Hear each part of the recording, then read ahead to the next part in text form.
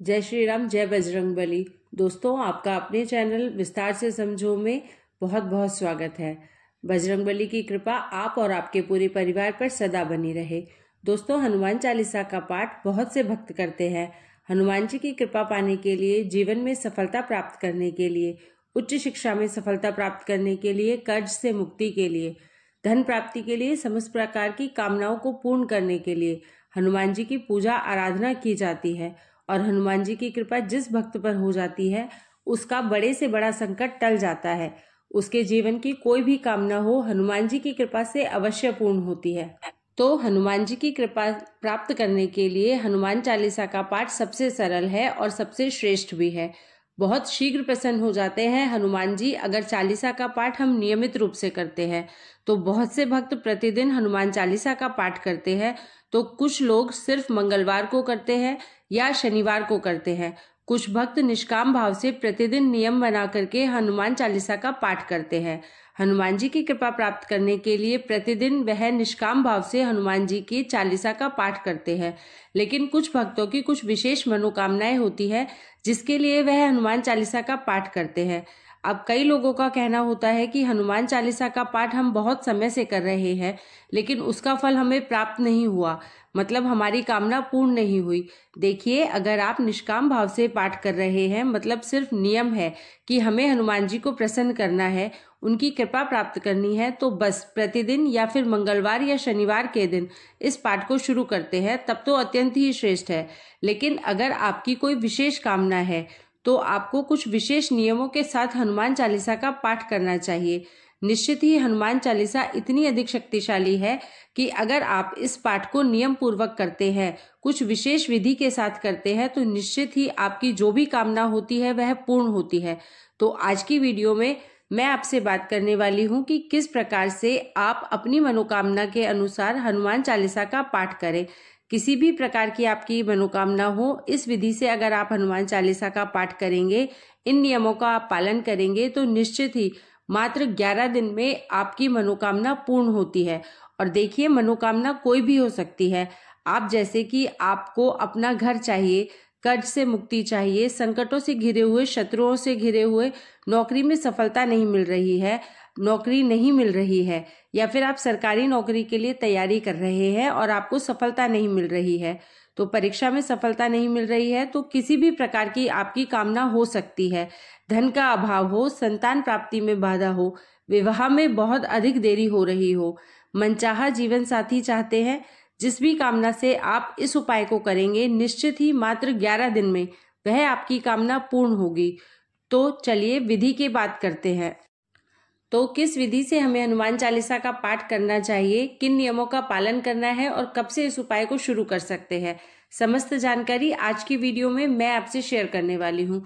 तो वीडियो को पूरा जरूर देखिए और अगर आपको आज की वीडियो अच्छी लगे तो लाइक जरूर कीजिए। अपनी फैमिली और फ्रेंड्स के साथ वीडियो को शेयर जरूर कीजिए ताकि वो भी अपनी समस्याओं से छुटकारा पा सके।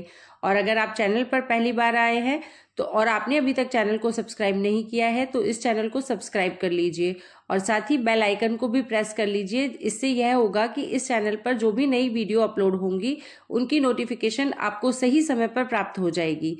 चलिए अब बात करेंगे हनुमान चालीसा के पाठ की। हनुमान चालीसा का पाठ हमें कब से शुरू करना चाहिए? तो देखिए, हनुमान चालीसा का पाठ आप मंगलवार से शुरू कर सकते हैं या चाहे तो आप शनिवार से भी शुरू कर सकते हैं।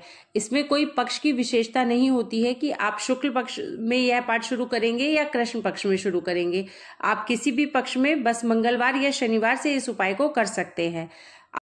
अब उपाय शुरू करने से पहले आपको कुछ विशेष बातों का ध्यान रखना चाहिए, जैसे कि एक समय निश्चित होना चाहिए। सुबह शाम किसी भी समय, जो समय आपके अनुकूल हो, आप उस पाठ को कर सकते हैं, लेकिन एक ही समय पर। जैसे कि अगर आप सुबह करना चाहते हैं तो सूर्योदय के 1-1.5 घंटे के अंदर कर लीजिए। ऐसा ना हो कि आप 10 बजे, 11 बजे या 12 बजे जब आपका मन करता है आप तब कर लें। इस तरीके से नहीं करना चाहिए। प्रातःकाल जल्दी उठ जाएं, स्नान इत्यादि करने के बाद आप हनुमान चालीसा का पाठ कर लीजिए। मतलब जैसे कि सर्दी हो या गर्मी हो, आप 8 बजे तक इस पाठ को पूरा कर लीजिए अगर आप सुबह करना चाहते हैं तो। और अगर आप शाम को करना चाहते हैं तो इसी प्रकार से आप शाम के समय भी 6 बजे से और रात्रि 10 बजे तक या 11 बजे तक आप जब जिस भी समय आपको अनुकूल हो आप उस समय पर पाठ कर सकते हैं, लेकिन समय एक ही होना चाहिए। जैसे कि अगर आप 7 बजे आसन पर बैठते हैं पूजा करने के लिए, तो प्रतिदिन 7 बजे ही आपको आसन पर बैठना है। ऐसा नहीं होना चाहिए कि आज आप 7 बजे बैठे हैं पढ़ने के लिए और अगले दिन आप 8 बजे बैठ रहे हैं। आपको आधा या 1 घंटे का अंतर नहीं करना है। आपके प्रतिदिन के पाठ में एक तो निश्चित समय कर लीजिए, तो जो भी समय आपके अनुकूल हो उस समय आप प्रतिदिन पाठ करेंगे। और सिर्फ 11 दिन की ही बात है तो 11 दिन के लिए आप एक समय निश्चित कर लीजिए। और दूसरी चीज क्या है, दूसरा नियम है कि आपका आसन एक ही होना चाहिए। जैसे कि आसन घर में कई होते हैं, तो कभी आप किसी आसन पर बैठ जाते हैं तो कभी कोई दूसरा उसी आसन पर बैठकर पूजा कर रहा होता है। ऐसा नहीं करना होता है। आपको आसन एक निश्चित कर लेना चाहिए। कोशिश करें कि आसन लाल रंग का होना चाहिए। आप उस आसन पर बैठकर पूजा करेंगे और जब तक आप 11 दिन तक मतलब कोई दूसरा व्यक्ति उस आसन पर बैठकर पूजा ना करे, क्योंकि आसन की सिद्धि बहुत ही महत्वपूर्ण सिद्धि होती है। तो अपना एक आसन निश्चित कर लीजिए, उसी आसन पर बैठकर आपको प्रतिदिन पूजा करनी है। लाल रंग का आसन होना चाहिए। हनुमान जी की पूजा में स्थान एक ही होना चाहिए। जैसे कि आप यदि घर के मंदिर में पूजा कर रहे हैं तो प्रतिदिन उसी स्थान पर एक ही समय पर एक ही आसन पर बैठकर आपको पूजा करनी चाहिए। आपको इस पाठ को करते समय लाल रंग के वस्त्र धारण करने अत्यंत श्रेष्ठ माने गए हैं। लेकिन यदि आपके पास लाल रंग के वस्त्र प्रतिदिन धारण नहीं कर पाते हैं तो आप कोई भी गुलाबी या पीला रंग भी धारण कर सकते हैं। नीला और काला रंग आपको धारण नहीं करना चाहिए।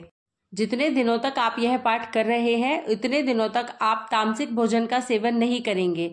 और आपको ध्यान रखना है कि आपको ब्रह्मचर्य का पालन भी आवश्यक रूप से करना है, क्योंकि हनुमान जी की पूजा करते समय हमें ब्रह्मचर्य का पालन करना आवश्यक होता है। हनुमान जी स्वयं भी ब्रह्मचारी थे, इसलिए आपको ब्रह्मचर्य का पालन अवश्य ही करना होता है। यदि आप इन नियमों का पालन करते हुए हनुमान चालीसा का पाठ करते हैं तो निश्चित ही आपकी कामना पूर्ण होगी।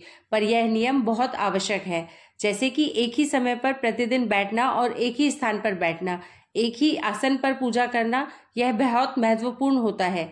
किसी भी कामना की सिद्धि के लिए अगर हम पूजा कर रहे हैं, मंत्र जप कर रहे हैं, तो इन नियमों का पालन बहुत आवश्यक होता है। चलिए अब जान लेते हैं कि हनुमान चालीसा का पाठ आपको करना कैसे है। आपको प्रतिदिन 7 बार हनुमान चालीसा का पाठ करना है। तो इसके लिए हनुमान जी की मूर्ति होनी चाहिए आपके सामने, या एक तस्वीर होनी चाहिए जिसके सामने आप आसन लगाकर बैठकर पूजा करेंगे।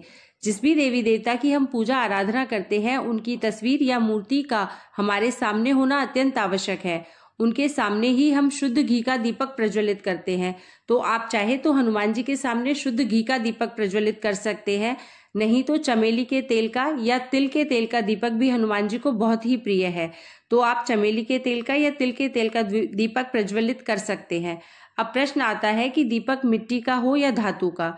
इन सब चीजों को लेकर मन में इतना नहीं सोचना चाहिए। आपके घर के मंदिर में जो भी आप दीपक प्रज्वलित करते हैं उसी में आप चमेली के तेल को डाल करके दीपक प्रयोग कर सकते हैं। अब एक तांबे का कलश लेकर के आप उसमें गंगा जल भरें। गंगा जल आपके पास नहीं हो तो आप उसमें सिंपल जल भी भर सकते हैं। अब आप 5 रुपए का या 1 रुपए का सिक्का धन स्वरूप उसमें डाल देंगे और उसमें 2 लौंग डाल देंगे और कलश के ऊपर एक प्लेट रख देंगे, ताकि आप उसे ढक देंगे, क्योंकि यह हमें 11 दिनों तक रखना है और इसको हम 11 दिन की पूजा के बाद ही इस कलश को हम वहां से उठाएंगे। अब इस पर कई लोगों का प्रश्न आ सकता है कि यदि उनके पास तांबे का पात्र नहीं है कलश के लिए तो वो कौन सा पात्र रखें। यदि आपके पास तांबे का पात्र नहीं है तो आपके घर में जो भी पात्र उपलब्ध है, जैसे कि स्टील का या पीतल का या चांदी का, तो जो भी पात्र आपके घर में या पूजा स्थल पर है आप उस पात्र को कलश स्वरूप में रख सकते हैं। अब आप हनुमान जी के सामने भोग लगाएंगे। भोग में आप गुड़ का भोग लगा सकते हैं, आप चने का भोग लगा सकते हैं, भीगे हुए काले चने का भोग। बहुत से भक्त पूछते हैं कि क्या हम भुने हुए चने का भोग लगा सकते हैं। तो देखिए, भुने हुए चने नमक से बने होते हैं और हनुमान जी की पूजा में नमक का प्रयोग नहीं होता है। तो जब आप हनुमान जी की पूजा कर रहे हैं तो गुड़ और भीगे चने का प्रसाद अर्पित कर सकते हैं। कलश के साथ ही आपको 1 गिलास पानी का भरकर भी रखना है। आप उस पानी को, जब आपकी पूजा समाप्त हो जाएगी, तब आप उस पानी को दूसरे ग्लास में डाल करके आप उस पानी को ग्रहण कर लें, यदि आप अपने लिए पूजा कर रहे हैं। और यदि आप किसी और के लिए पूजा कर रहे हैं तो आप उस जल को उस व्यक्ति को पिला दें। अब आप हनुमान जी के सामने चालीसा करने का संकल्प लेंगे। संकल्प कैसे लेना है? आपको कलश से जल लेना है अपने बाएं हाथ में और उस जल को जमीन पर नहीं गिरने देना है। जब तक आप संकल्प ले रहे हैं आप बोलेंगे कि मेरा नाम ये है, मैं इस गांव से हूँ, इस शहर में रहता हूँ, मेरी ये इच्छा है, मेरा ये गोत्र है, मेरी ये मनोकामना है। प्रभु, मैं आपका इतने दिनों का 11 दिन का संकल्प लेता हूँ कि मैं आपके 7 पाठ प्रतिदिन करूँगा और आपको वो जल जमीन पर छोड़ देना है। आप अपनी मनोकामना के लिए हनुमान जी से विनती करेंगे कि प्रभु, मैं आपका पाठ कर रहा हूँ, आप प्लीज़ प्लीज़ प्लीज़ मेरी वह मनोकामना ज़रूर से पूर्ण कर दीजिए। और आप विश्वास रखें कि आपकी वह मनोकामना अवश्य ही पूरी होगी। आप पूरे समर्पित भाव से हनुमान जी से कह दें, हनुमान जी अवश्य ही आपकी मनोकामना को पूरा करेंगे। अब आप पाठ शुरू करने से पहले या तो राम नाम की एक माला अवश्य कर लें या फिर आप राम स्तुति करें। अब आप हनुमान चालीसा का पाठ करें। आप बहुत जल्दी जल्दी पढ़ने का प्रयास नहीं करें, आप अच्छी तरह से उच्चारण करें। और जहाँ पे हनुमान चालीसा में ये लाइन आती है, तुलसीदास सदा हरिचेरा, उसकी जगह आपको अपना नाम लेना है। जैसे अगर मेरा नाम राहुल है तो मैं बोलूँगी राहुल दास सदा हरिचेरा। फिर आप हनुमान चालीसा पूरी 7 बार आप पाठ कर लें। उसके बाद आपको राम नाम की एक माला फिर से करनी है और या फिर आप राम स्तुति भी कर सकते हैं। आपको जो भी सुविधा समझ में आए, राम नाम की माला या फिर राम स्तुति, आप कुछ भी कर लें। अब इसके बाद आप कपूर से आरती करेंगे। कपूर से आरती करने से घर में जो भी नेगेटिव ऊर्जा होती है, नकारात्मक ऊर्जा होती है, वह दूर हो जाती है। अब आपकी पूजा पूर्ण हो गई है। अब आप क्या करेंगे, वहाँ से आप प्रसाद जो भी आपने रखा है भोग, आप उसे उठा लेंगे और अपने परिवारजनों में उस प्रसाद को बांट देंगे और आप खुद भी उस प्रसाद को ग्रहण कर सकते हैं। और जो ग्लास का जल आपने भरा था, आप उस ग्लास के जल को भी ले लेंगे। आपको कलश को स्पर्श नहीं करना है। उस कलश को हम 11वें दिन की पूजा के बाद ही उठाएंगे। आपने जो ग्लास में जल रखा है, आप वह जल, अगर आपने स्वयं के लिए पूजा करी है तो आप स्वयं पी लें, और यदि आपने किसी और के लिए यह जल आप उसे पिला दें। ध्यान रखें कि आपको कलश के जल को स्पर्श नहीं करना है। आप कलश के जल को 11 दिन तक रखेंगे। 11वें दिन जब आपकी पूजा पूर्ण हो जाती है, सुबह या शाम जिस भी समय आपने संकल्प लिया है, उसी समय जबकि आपकी पूजा पूर्ण हो जाएगी, तब आपको क्या करना है। 11वें दिन के थोड़े से कुछ खास नियम होते हैं। आपको 11वें दिन की जब आप पूजा करके समाप्त करते हैं, तब आप क्या करेंगे, आप एक पाठ बजरंग बाण का पढ़ेंगे।